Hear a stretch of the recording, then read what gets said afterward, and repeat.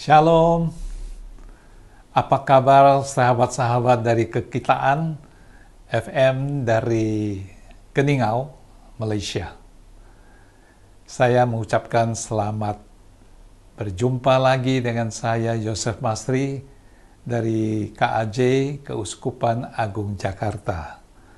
Salam damai sejahtera daripada Tuhan Yesus menyertai kita semua. Bacaan hari ini, tanggal 28 Maret 2022, kita akan ambil daripada Injil Yohanes, babnya yang keempat, ayat 46 hingga ayat 54. Saya akan bacakan. Maka Yesus kembali lagi ke Kana di Galilea, di mana ia membuat air menjadi anggur. Dan di Kapernaum ada seorang pegawai istana, anaknya sedang sakit.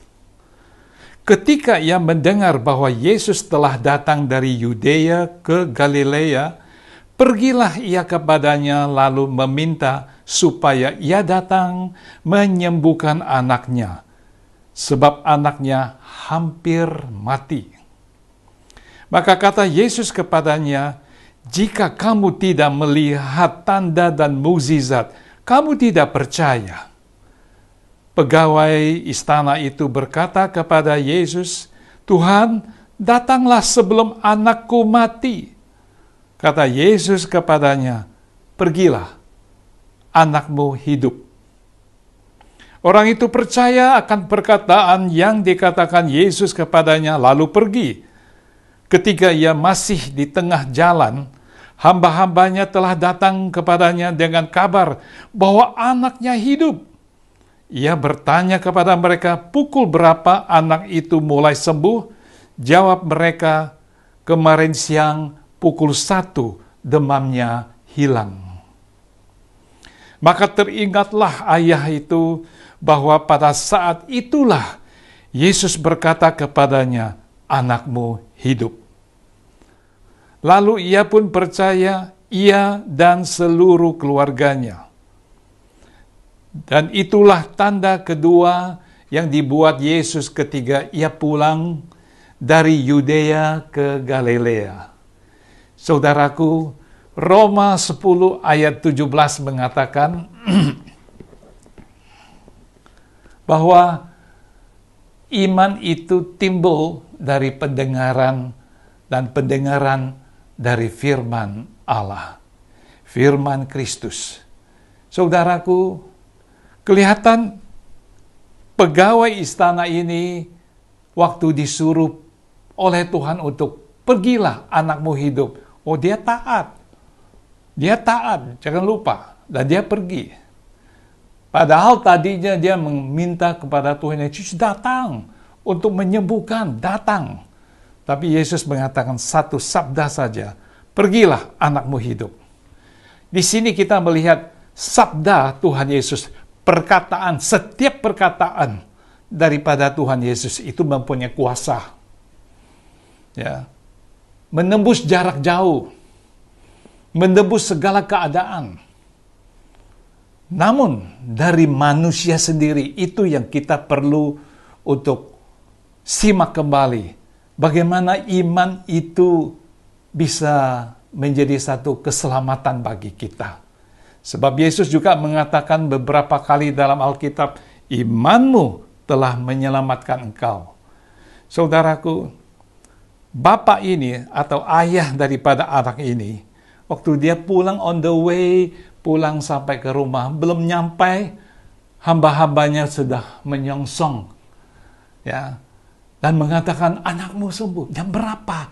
Nah, inilah perkataan yang meragukan dalam ayatnya yang ke-52. Ya. Ia bertanya kepada mereka, "Pukul berapa anak itu mulai sembuh?" Jawab mereka, "Kemarin siang pukul 1 demamnya hilang." Kalau dia sungguh-sungguh percaya, tidak peduli pukul berapa. Yang penting anakku kembali dan hidup. Ya, ini untuk sesuatu iman yang percaya tetapi dalam proses. Masih ada benih-benih keraguan.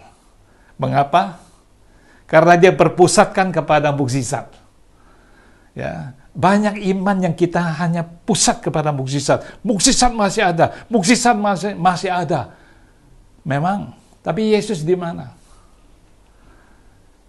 Sebagai orang Kristiani yang percaya, bukan mukjizatnya, saudaraku. Ya, apakah terjadi kesembuhan, terjadi mata celik kembali, lumpuh berjalan, itu soal lain. Tetapi fokusnya kepada Yesus. Yesus bukan tukang sulap, bukan. Tapi kuasanya. Jadi kita dalam masa pandemi ini, dan masa prapaskah, masa pertobatan ini, kita perlu bertobat. Karena kita masih belum percaya kepada Tuhan Yesus secara utuh. Ya, kita masih ingin lihat tanda-tanda. Seperti Yesus katakan, jika kamu tidak melihat tanda dan mukjizat, kamu tidak percaya. Saudaraku, kadang-kadang kita ragu-ragu dengan iman kita.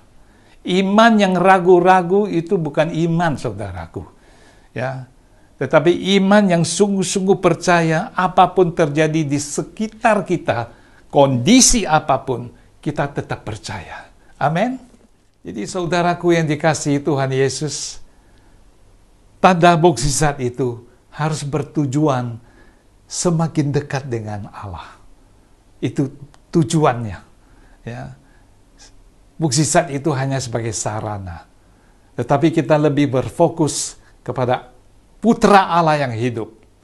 Ya, dalam menyongsong pesta kemenangan Tuhan Yesus dalam Paskah nanti, saudara dan saya diberikan banyak bacaan dari gereja ini, ya, sesuai dengan liturgi harian. Itu untuk membangun iman kita.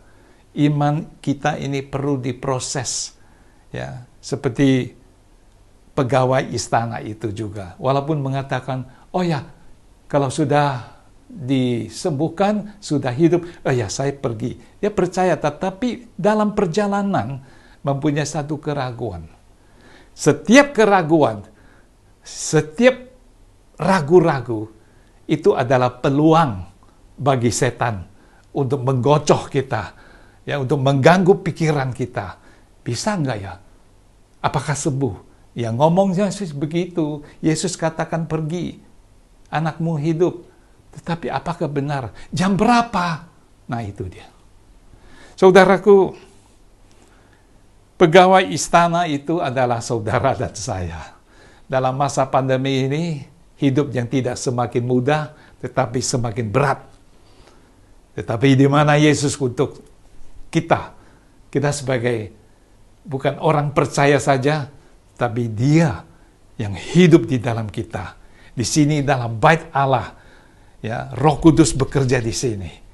Oleh karena itu kita diajak untuk tidak ragu-ragu, saudaraku. Demikianlah, saudaraku, perjumpaan kali ini.